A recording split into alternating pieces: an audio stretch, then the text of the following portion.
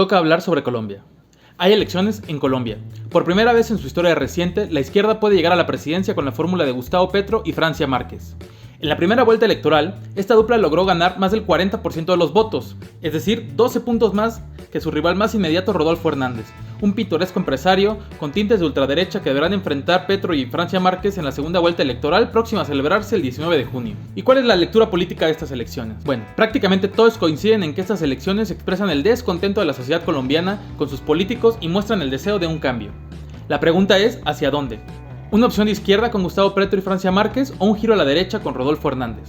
Los pronósticos anticipan que serán unas elecciones bastante reñidas entre ambas fórmulas, aunque las tendencias muestran que Gustavo Petro va a la alza y Rodolfo Hernández va a la baja. Ojalá se mantenga así. Analicemos rápidamente a cada personaje. Empecemos con Rodolfo Hernández. Él es un empresario de la construcción que fue alcalde de Bucaramanga de 2016 a 2019.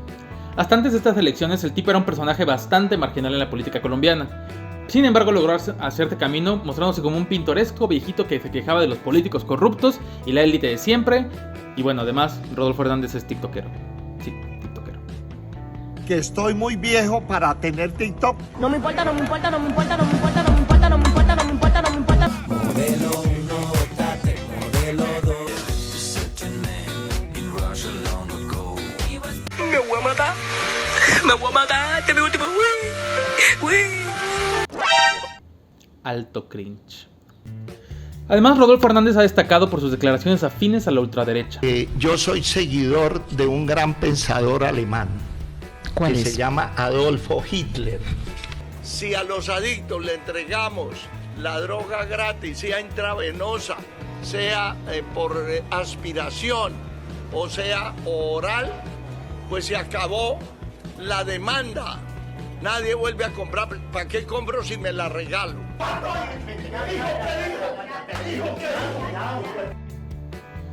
Che, loco, güey. Del otro lado está Gustavo Petro, un político que viene de la desmovilización de la guerrilla del M-19 y que ha competido en 3 ocasiones por la presidencia de Colombia, en 2010, en 2018 y ahora en 2022. Además, Petro fue alcalde de Bogotá de 2012 a 2015 mostrando una agenda progresista y de izquierdas en términos generales. Sin embargo, su imagen como guerrillero es algo que le ha dificultado su crecimiento político ante buena parte de la sociedad colombiana que no tolera nada que tenga que ver con guerrillas, ni con conflicto, ni con socialismo. Por eso, se había especulado que a lo mejor Gustavo Petro recurría a la estrategia de agarrar una figura de centro que para su fórmula vicepresidencial, alguien quizás como César Gaviria. Sin embargo, en vez de eso, eligió a Francia Márquez para ocupar el puesto de candidata a vicepresidenta. Y aquí viene lo interesante del video. ¿Quién es Francia Márquez? Ella es una mujer afrocolombiana del Chocó, forjada en el activismo ambiental y en la lucha por los derechos humanos. Sin lugar a dudas, y lo voy a decir así tal cual, Francia Márquez es el personaje político contemporáneo más importante, interesante y novedoso de toda América Latina. Nada más para que vean, Francia Márquez ha luchado desde la década de los 90 en contra de la represa salvajina por los impactos que traería a las comunidades del Cauca la desviación de los ríos. En 2009 estuvo en las protestas contra el desplazamiento forzado de las comunidades de La Toma en el municipio de Suárez en Cauca, para que instalaran mineras como la canadiense Anglo Gold Ashanti. Por esta protesta recibió amenazas de grupos paramilitares de la región, pero al final, en 2010 logró que la Corte Constitucional ordenara la suspensión de ciertos títulos mineros en esos territorios. Además, lideró la llamada Marcha de los Turbantes en 2014, donde más de 70 mujeres afrocolombianas marcharon hasta Bogotá para exigir que los territorios ancestrales de las comunidades negras fueran respetados y no fueran invadidos por la minería ilegal transnacional. Sus primeras experiencias en la política institucional ocurrieron en las mesas de diálogos de paz de 2014, llevando la voz de las comunidades afrocolombianas a las negociaciones entre la guerrilla y el gobierno. En 2018, Francia Márquez fue ganadora del Premio Ambiental Goldman, que es como el Premio Nobel para los ambientalistas. Este premio fue muy importante para su carrera ya que le brindó un reconocimiento internacional y una visibilidad que la alzó como una voz muy potente frente a los abusos de los gobiernos. En 2021, el año pasado, Gustavo Petro lanzó la consulta abierta para ver quién integraba el proyecto Pacto Histórico rumbo a las elecciones presidenciales de 2022. Ahí participó Francia Márquez y sorpresivamente quedó en segundo lugar, solo debajo del propio Gustavo Petro, y logró conseguir ella sola 772,000 votos, una cifra bastante importante. En términos políticos, tanto a Gustavo Petro como a Francia Márquez les ha convenido la coalición. A Petro le conviene vincularse a una figura como Francia Márquez porque le da el voto de las mujeres y las comunidades afro, para quienes Petro siempre ha sido ajeno. Y por su parte a Francia Márquez es útil esta alianza con Petro porque le abre las puertas a la política partidista y a las elecciones presidenciales, algo que sería imposible sin todos los años que ha batallado Gustavo Petro para conseguir un espacio en el cerrado sistema partidista colombiano. Además, Francia Márquez le ha aportado el eslogan a la campaña del Pacto Histórico: vivir sabroso.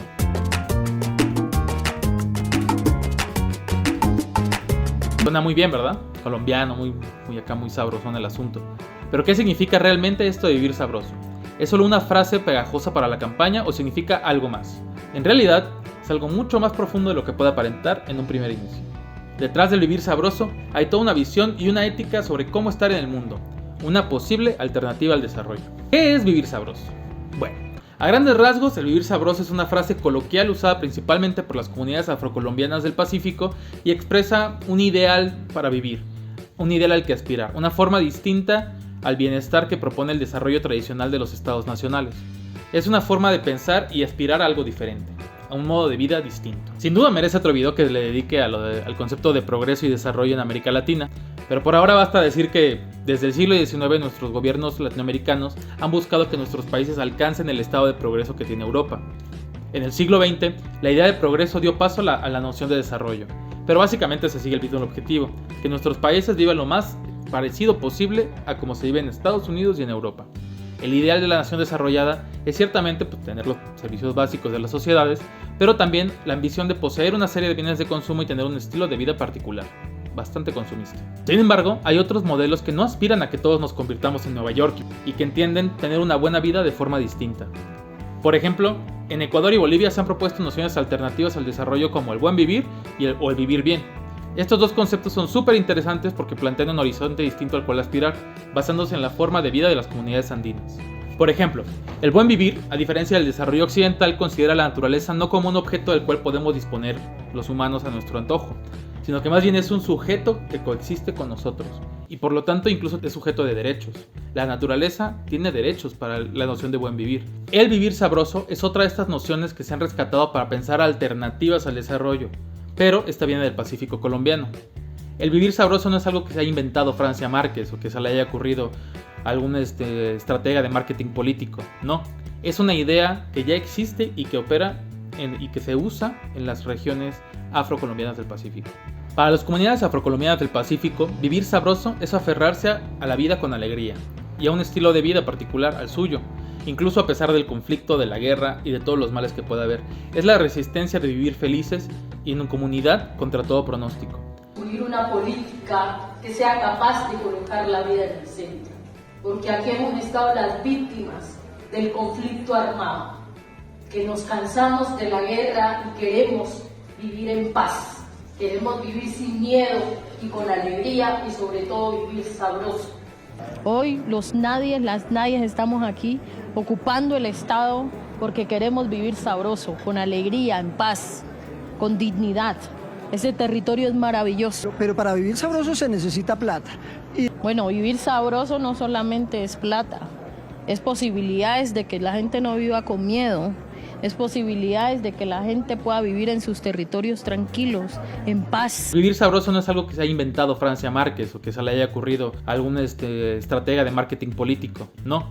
Es una idea que ya existe y que opera y que se usa en las regiones afrocolombianas del Pacífico para defender el entorno en el que se vive y la forma en la que se vive. Digamos que hay que seguir fortaleciendo esos lazos para seguir fortaleciendo el verdadero desarrollo, que es llegar a una vida sabrosa. Esto ha sido analizado por antropólogas como Natalia Quinceno en su obra Vivir Sabroso, Luchas y Movimientos Afroatreños de Boyacá, Chocó, Colombia. Natalia Quinceno observó cómo las comunidades afrocolombianas del Chocó hablaban constantemente del vivir sabroso para referirse a su vida comunitaria, a sus lazos familiares, a su relación con la religiosidad y su vínculo con la naturaleza. Y esto es lo que Francia Márquez ha propuesto como un modelo de país si llega a la presidencia.